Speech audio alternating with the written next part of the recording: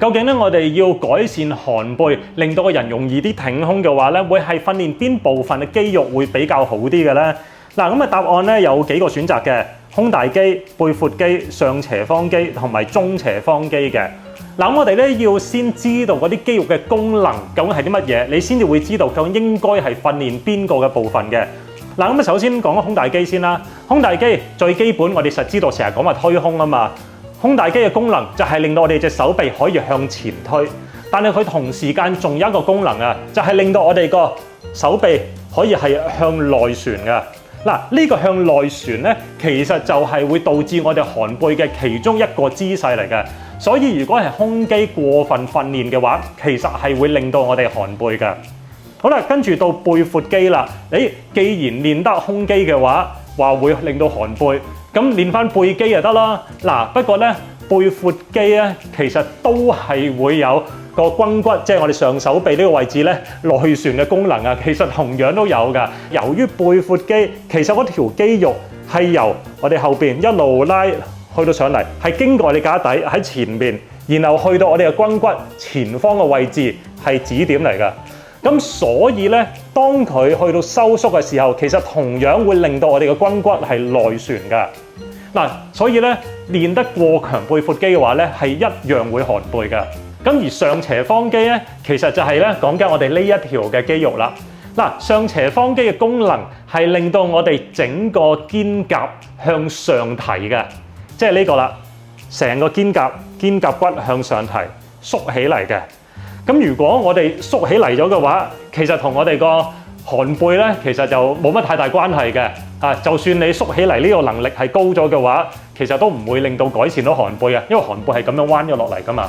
嗱，但係咧，如果有寒背嘅人士再去加強呢個上斜方肌嘅話咧，就會變咗寒背再加縮起埋，就會更加奇怪添㗎啦喎。跟住最後仲有一個肌肉可以俾大家揀嘅咧，就係中斜方肌啦。嗱，中斜方肌嘅功能就係令到我哋個肩胛可以內收。肩胛內收咧，即係講緊我哋個膊頭，我哋個肩胛骨喺呢度噶啦，可以向後呢個位置縮埋咁樣啦。你諗住就係，當我哋咁樣向後縮埋嘅話，其實就係對抗緊我哋胸肌向前推屈